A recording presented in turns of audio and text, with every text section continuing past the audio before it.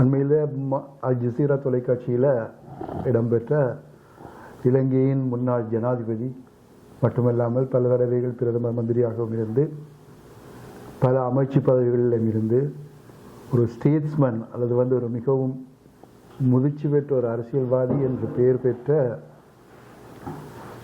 பெயர் பெற்றோர் மட்டுமல்லாமல் இலங்கையினுடைய பொருளாதாரம் வீழ்ந்து கிடந்த நேரத்தில் அந்த பொருளாதாரத்தை கட்டியெழுப்பக்கூடியவர் என்று பல பேரும் நம்பிக்கை வச்சு ஆட்சியில் இருந்தவர்களும் துரத்தி அடிக்கப்பட்டவர்களும் கூட சேர்ந்து எல்லாருமா சேர்ந்து கொண்டு வந்து ஒரு முக்கியமான அரசியல்வாதி, இலங்கையின் முக்கியமான ஒரு அரசியல்வாதியை பற்றி நான் இப்போ பேசிக்கொண்டிருக்கேன். அதாவது அவருடைய அல் ஜசீரா தொலைக்காட்சி நேர்காணல். இந்த இன்டர்வியூ பல கோணத்தில் நாங்கள் பார்க்கலாம். இதை ஸோ ரணில் இதில் சில விஷயங்களை கொஞ்சம் எக்ஸைட் ஆகிறாரு, பேசுகிறதுக்கு மறுக்கிறாரு, சில நேரத்தில் அவர் எலும்பி பார்க்குறாரு அப்படின்னு சொல்லி நிறைய இன்சிடென்ட் நடந்துச்சு. அது உலகத்தின் மிகவும் பிரபல்யமான ஒரு திறமை மிக்க,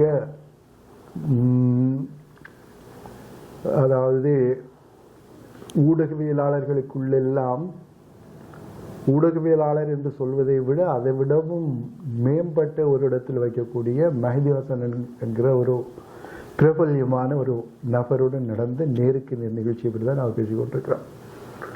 அந்த நிகழ்ச்சி உண்மையாகவே ஒரு ஒரு முக்கியமான நிகழ்ச்சி மட்டும் இல்லாமல் ஒரு சந்தோஷமான நிகழ்ச்சியும் கூட என்று சொன்னால், இதை பற்றி இலங்கையில் உள்ள ஊடகங்கள் நிச்சயமாக கதைப்பதற்கு எந்த விதமான தகுதியும் அங்கே இருக்கிற எந்த ஊடகவியலாளர்களுக்கும் இருக்கிறதா நான் கருதலை. என்று சொன்னால் எங்களுடைய இலங்கை போல ஒரு நாட்டில், ஒரு சிறிய ஒரு நாட்டில் ஊடகவியல் துறை எவ்வளவு தூரம் வளர்ந்திருந்தாலும் கூட ஒரு தைரியமிக்க அல்லது பல துறைகளிலேயும் நிபுணத்துவம் மிக்க ஊடகவியலாளர்களினால் இது இன்னும் புலன் விசாரணைக்கு உட்படுத்தப்படாத அல்லது பேசி தீர்க்கப்படாத ஒரு பிரச்சனையாக தான் இருந்து கொண்டிருக்கிற காரணத்தினால மஹதி ஹசன் என்கின்ற ஒரு ஆளுமை இதை நான் வெளிப்படையாக சொல்லப்போனால் பிரித்து மேய்ந்திருக்கிறார் என்று சொல்லுவார். அவருடைய கேள்விகள் எல்லாமே நேர்த்தியாக கச்சிதமாக திட்டமிடப்பட்ட ஒரு வெல் ப்ரிப்பேர்டுன்னு சொல்லலாம். அதாவது முழுமையாக தயாரிக்கப்பட்ட ஒரு நிகழ்ச்சி நிரல் போலத்தான் அது இருந்தது என்று சொன்னால், எப்பொழுதுமே மஹதி ஹசனுடைய ப்ரோக்ராம் நிகழ்ச்சிகள் நான் நிறைய பார்த்திருக்கிறோம். அந்த நிகழ்ச்சிகள் எல்லாமே மஹதி ஹசனுடைய புத்தகத்தின் ஒன்று இருக்கிறது. அந்த புத்தகத்தை அப்படி சொல்வதென்றால் வின்னிங் தி எவ்ரி டிபேட்டோ ஆர்கியூமெண்ட்டோ whatever it is. ஒரு புத்தகம் ஒன்று பேர், அந்த சரியான பேர் எனக்கு ஞாபகம் வரல திடீரென்று. அதாவது சகல விதமான விவாதங்களையும் வெல்வது என்றுதான் அந்த புத்தகத்தில் பேர். அதை அடிப்படையாக கொண்டு தான் அந்த மஹதி ஹசன் அந்த ப்ரோக்ராமை தயாரித்து நடத்தின மாதிரி தான் இருந்தது என்று சொல்லி வெல் ப்ரிப்பேர்டு. எல்லா கேள்விகளுமே மிகவும் ஆழமாக தேடி, அதாவது இலங்கையின் அரசியல் என்பது அவ்வளவு முக்கியமான ஒரு அரசியல் இல்லை உலகத்தை பொறுத்தவரையில். ஒரு மூலையில் இருக்கிற ஒரு சிறிய ஒரு நாடு. அப்படி இருந்தாலும் கூட அந்த நாட்டினுடைய அரசியலை இந்த அளவுக்கு உள்வாங்கி அதுக்குள் நுழைந்து அதில் சம்பந்தப்பட்ட ஒரு முக்கியமான அரசியல்வாதியை, அதாவது அவர் உட்கார்ந்திருந்த அந்த ஆசனத்தின் விளிம்புக்கு கொண்டு வந்த ஒரு நிகழ்ச்சியாக சொல்ல முடியும். ஏன் இந்த அளவுக்கு ரணில் விக்ரமசிங்க பதட்டமடைந்தார் என்பதுதான் மிகவும் கேள்விக்குரிய விஷயமா இருக்குன்னு சொன்னால், அவர் அப்படி பதட்டமடையக்கூடிய ஒரு ஆள் அல்ல. நான் மிகவும் நம்பியிருந்த ஒரு மனுஷன் என்று சொன்னால், இலங்கையை பொறுத்தவரையில் அவரை போன்ற ஒரு அரசியல்வாதிகள் மிகவும் குறைவு. அவர் அவுட்ஸ்டாண்டிங் பொலிட்டிஷியன் என்றதுல எந்த விதமான சந்தேகமும் இல்லை. ஏனென்றா அவர் நன்றாக ஆங்கிலத்தில் கல்வி கற்ற ஒரு எலைட் குரூப்னு சொல்லக்கூடிய, அதாவது சமூகத்தின் மிக உயர்ந்த மட்டத்தில் உள்ள ஒரு குடும்பத்திலிருந்து வந்தவர். ஆட்சி அதிகாரத்தில் இருந்தவர். பல குடும்பங்கள், அவருடைய குடும்பத்தைச் சேர்ந்த பலர் ஆட்சி அதிகாரங்கள் இருந்திருக்கிறார்கள். அவரும் நன்றாக படித்த ஒரு அரசியல்வாதி இருந்தும் கூட இந்த அளவுக்கு பதட்டப்பட வேண்டிய தேவை எதுவும் அங்கு இருக்கவில்லை. ஆனால் பதட்டப்பட்டார் என்பது நிச்சயமாக எங்கள் எல்லோருக்கும் தெரியும். அந்த பதட்டத்துக்கான காரணம் என்று சொன்னால் அவர் பலவிதமான விஷயங்களில் அவர்கள் எல்லோரும் தவறிழைத்திருக்கிறார்கள். இந்த தவறிழைப்பு என்பது இலங்கைக்கு புதிதல்ல, இலங்கை மட்டுமல்ல உலகத்துக்கே புதிதல்ல. Especially third world countries, third world கண்ட்ரீஸில் மட்டுமல்ல, ஃபர்ஸ்ட் வேர்ல்ட் கண்ட்ரீஸ்னு சொல்லப்படுற நாடுகள்லையும் கூட இது மாதிரி பிரச்சனைகள் இருக்கிறது வளமையாக தான் இருக்கிறது என்று சொன்னால் நான் கண்ணால் காண முடியும். எங்களுக்கு தெரியும், அவர்கள் கேட்கப்பட்ட கேள்விகளில் முக்கியமானது வந்து பொருளாதார பிரச்சனைகளுக்கு அப்பால் அரசியல் பிரச்சனைகள் தான் முக்கியமானது. அதாவது முன்னாள் ஜனாதிபதிமார் அல்லது முன்னரே அந்த பொருளாதாரத்தை சீரழித்தவர்கள் மேல் நடவடிக்கை எடுக்கப்படாத விஷயம், அவர்களை காப்பாற்றிய விஷயம், அதுக்கு பிறகு இவர்களுடைய காலத்தில் நடந்த சம்பவங்கள், அதாவது 1983ஆம் ஆண்டிய இனக்கலவரம், அதைத் தொடர்ந்து இலங்கையில் 26 வருஷ காலமாக நடந்த யுத்தம், அந்த யுத்தத்தில் இழைக்கப்பட்ட பிரச்சனை கொடுமைகள் என்று சொல்லலாம், அல்லது பிரச்சனைகள் சொல்லலாம், அல்லது வந்து அந்த யுத்தம் கையாளப்பட்ட விதம் என்று சொல்லலாம். அதை பற்றிய கேள்வி, கடைசியாக அந்த யுத்தம் முடிவுற்ற முள்ளிவாய்க்கால் அங்கு நடைபெற்ற சம்பவங்கள், அதற்கான விசாரணைகள், அதற்குரிய பொறுப்பு கூற வேண்டியவர்களை யாரும் பொறுப்பு கூறாமல் கைவிட்ட விஷயம், அது மட்டுமில்லாமல் காணாமலாக்கப்பட்டவர்கள் விஷயம், கிட்டத்தட்ட 60,000க்கும் மேற்பட்டவர்கள் காணாமல் போயிருக்கிறார்கள் என்று சொல்கிறார்கள். அந்த காணாமலாக்கப்பட்டவர்களில் எவருமே இதுவரை கண்டுபிடிக்கப்படவில்லை என்கின்ற அளவுக்கு, ஒரு 16 பேரை தவிர மற்ற யாருமே 20 இதுவரை கண்டுபிடிக்கப்படவில்லை என்கின்ற அளவுக்கு, அவர் ஒப்புக்கொள்கின்ற அளவுக்கு அந்த பிரச்சனை அலசப்பட்டது. இறுதியாக பட்டலந்த என்கின்ற சித்திரவதை முகாம் என்று எல்லோராலும் வர்ணிக்கப்பட்ட அந்த சித்திரவதை முகாம் தொடர்பான விஷயங்களில் ரணில் விக்ரமசிங்கே அவர்களுக்கு இருந்த தொடர்பு, இவைகள் சம்பந்தமாக தான் பேசப்பட்டன. நான் நினைக்கிறேன் இந்த 4 விஷயங்களும் மிகவும் முக்கியமான விஷயங்கள். இவைகளுக்கு அவருக்கு கொடுத்த பதில்கள் சொல்லப்போனால், முதலாவது அவர் சொல்ற அவர் அந்த இலங்கைக்கு திரும்பியவுடன் அவர் கொடுத்த அந்த நேர்காணலில் அல்லது வந்து அது பத்திரிகை பிரஸ் கான்ஃபரன்ஸ் பத்திரிகை மாநாட்டில் அவர் சொன்ன விஷயம், 2 மணித்தியாலங்கள் அதை ரெக்கார்ட் செய்து 1 மணித்தியாலமாக குறைத்து விட்டார்கள். நிச்சயமாக எப்போதும் ரெக்கார்ட் பண்ணுறது எல்லாவற்றையும் டெலிகாஸ்ட் பண்ண வேண்டும் என்று எந்த விதமான தேவையும் இல்லை. கட்டாயமாக அவர்கள் எடிட்டிங் செய்திருப்பார்கள். ஆனால் எடிட்டிங் செய்யும் பொழுது நிச்சயமாக அவருடைய முக்கியமான பாயிண்ட்ஸ், முக்கியமான விஷயங்கள் அங்கு வெட்டப்பட்டிருக்கும் என்று நம்புவதற்கு இடமில்லை என்று சொல்லி சொன்னால் அந்த பதட்டம் அதைத்தான் காட்டுகிறது. அநேகமான விஷயங்களில் அவர் நோ கண்டெஸ்ட், அதாவது அதில் எந்த விதமான எனக்கு எந்த விதமான அதில் அபிப்பிராயம் இல்லை, அதை நாம் மறுதளிக்கவும். அதில் இன்னொரு விஷயம் ஒன்று நான் நோட் பண்ண வந்து, அவர் ரணில் விக்ரமசிங்கே, முன்னாள் ஜனாதிபதி ரணில் விக்ரமசிங்கே அவர்கள்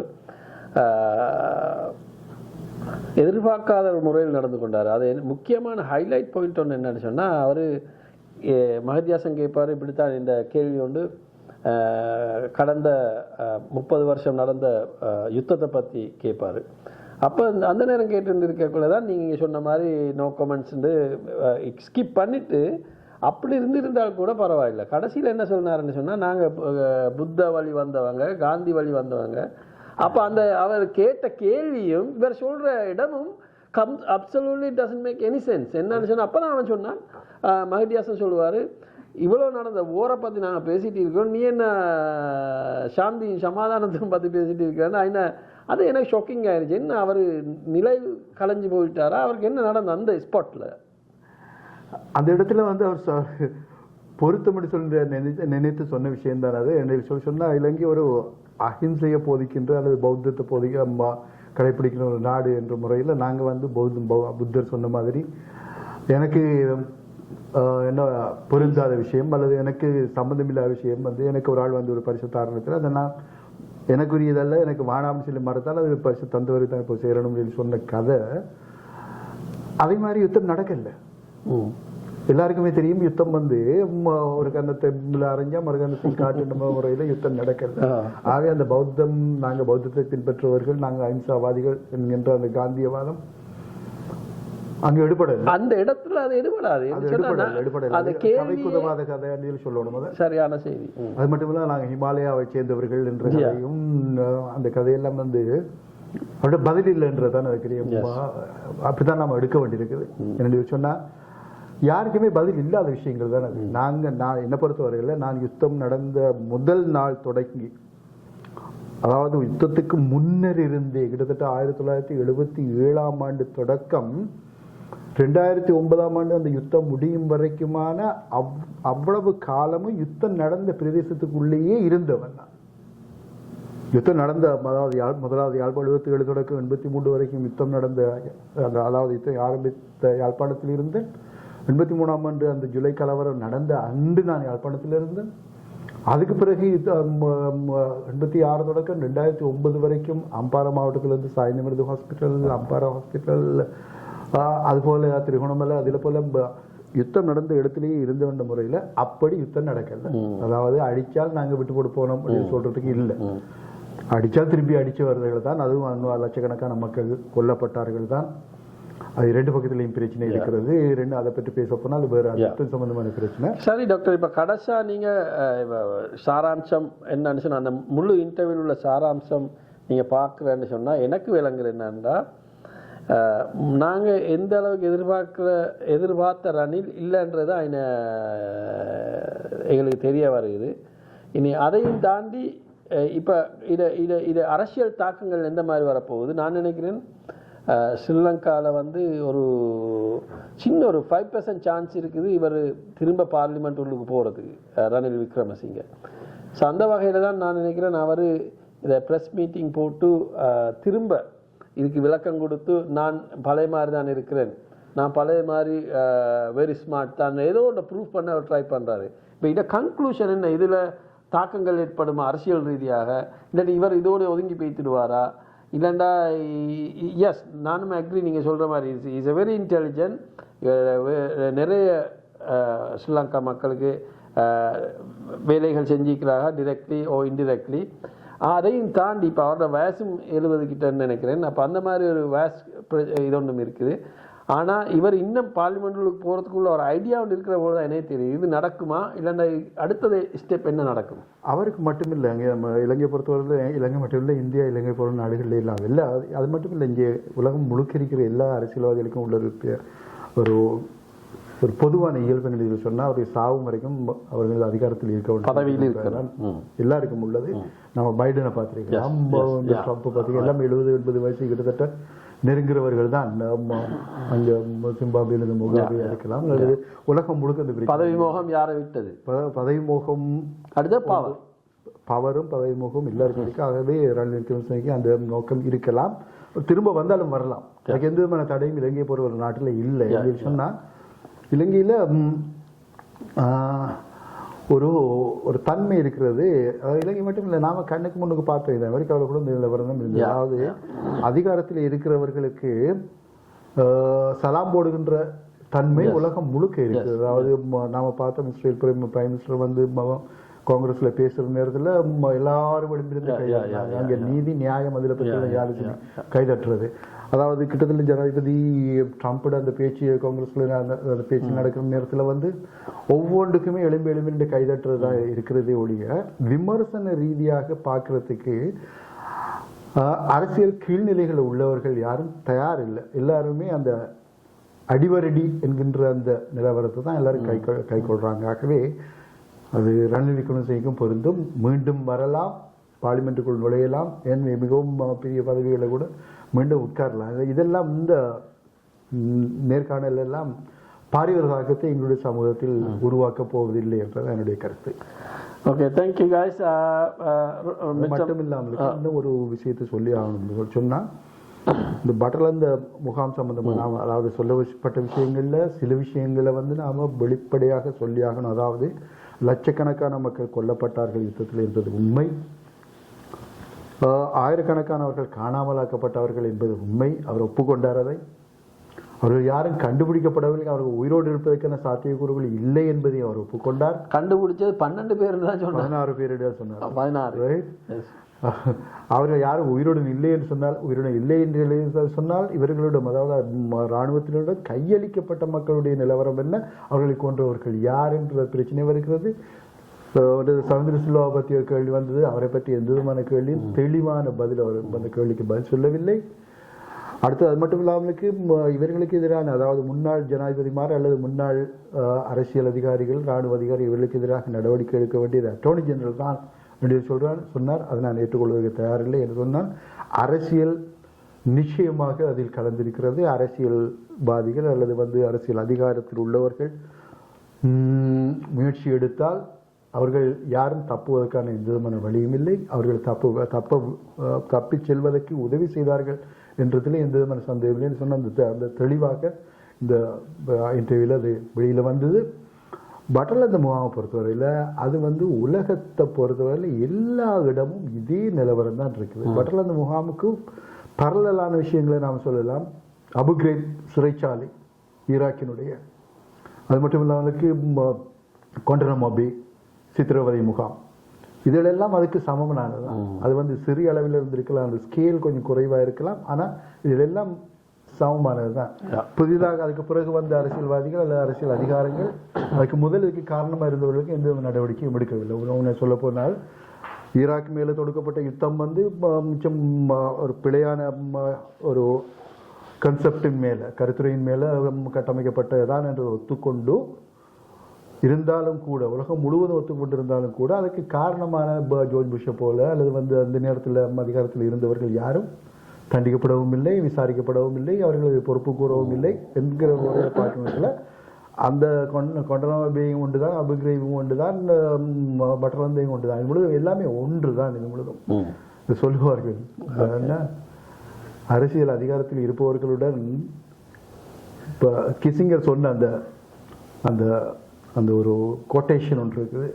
76ஆம் ஆண்டு கிசிங்கர் சொன்ன கோட்டேஷன் சொல்லுவார். அதாவது ஜெஃப்ரி ஷாச்சின்ற ஒரு பேரரசை ஒரு சொல்றதை சொல்லுவார், அமெரிக்காவுடன் ஒரு எதிரியாக இருப்பது, அமெரிக்காவின் எதிரியாக இருப்பது ஆபத்தானது தான், ஆனால் அமெரிக்காவுடன் நண்பனாக இருப்பது உயிருக்கு ஆபத்தானது, உயிருக்கே ஆபத்தானது சொல்லுவார். அது மாதிரி அதிகாரத்துக்கு எதிரியாக இருப்பது ஆபத்தானது தான், ஆனால் அதிகாரத்துடன் நட்பாக இருப்பது அதை விட ஆபத்தான விஷயத்தை நான் இதற்கு நான் பொருத்தி பார்க்க வேண்டியிருக்கிறது.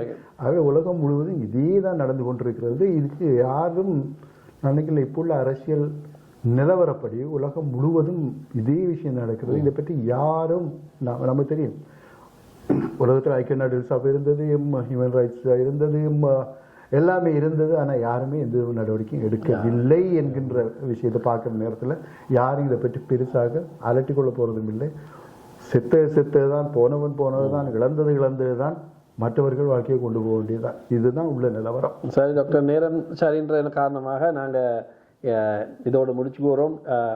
கன்க்ளூஷன் என்னன்னு சொன்னால், ஸ்ரீலங்காவில் உள்ள one of the best intellectual, அதாவது அரசியல் ரீதியாக சரியான ஒரு நாலேஜ் உள்ள ஒரு மனுஷனை கொண்டு ஒரு சிறப்பான ஒரு இன்டர்வியூ மூலமாக நிறைய விஷயங்கள் வெளியில் வந்துச்சு. நிறைய விஷயங்கள் தெரியாதவங்க இதை தெரிஞ்சு கொண்டாங்க. அது அவனுக்கு இப்படியான நேருக்கு நேர் நிகழ்ச்சிகளில் போல, அதாவது சர்வதேச மட்டத்தில் உள்ள நிகழ்ச்சிகளுக்கு கலந்து கொள்ள போகிறவர்கள் தயாராகி செல்ல இது அது ஒரு பெரிய ஒரு பாடமாக இந்த நிகழ்வு நமக்கு சுட்டி காட்டுறது. ஆங்கிலம் புலமை இருக்க வேணும். அப்படி ஆங்கில புலமை இல்லை என்று சொன்னால் ஆங்கிலத்தை மொழிபெயர்த்து சொல்லக்கூடியவர்கள் இருக்க வேணும். அதே நேரத்தில் அந்த பதில்கள் உலகத்தரம் வாய்ந்ததாக இருக்கக்கூடிய மாதிரி தயாராக போக வேணும், ப்ரிப்பேர்டாக போக வேணும்.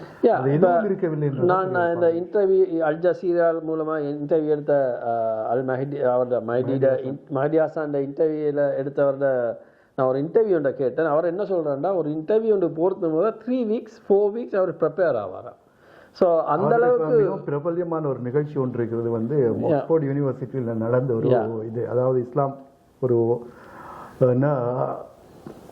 சமாதானத்தை போதிக்கின்ற மார்க்கம் தான் என்றதை அவர் நிரூபிக்கிறதுக்கு அவர் ஒரு நிகழ்ச்சி ஒன்று கலந்து கொண்டு அவர் விவாதித்தார், பல பேரோடு விவாதித்தார். அந்த நிகழ்ச்சி எல்லாருக்குமே நல்ல ஒரு எடுத்துக்காட்டு, நல்ல ஒரு முன்னுதாரணம், எப்படி ஒரு நிகழ்ச்சியை நடத்தணும், எப்படி விவாதத்தை கொண்டு போகணுன்றதுக்கு நல்ல ஒரு நிகழ்ச்சி அது. அது மாதிரி நிகழ்ச்சிகளை மதியாசன நிகழ்ச்சிகள் நிறைய பார்க்க முடியுது. மதியாசன் வந்து அவர் ஒரு நிகழ்ச்சியை நடத்தி கொண்டிருக்கிற நேரத்தில் MSN BCன்ற அது செய்தி நிறுவனத்தில் ஒரு நிகழ்ச்சியை நடத்தி கொண்டிருக்கிற நேரத்தில் அவர் நிகழ்ச்சியை இடையில நிறுத்தி விட்டு அவரை அந்த நிமிஷமே வேலையிலிருந்து தூக்கினார்கள்.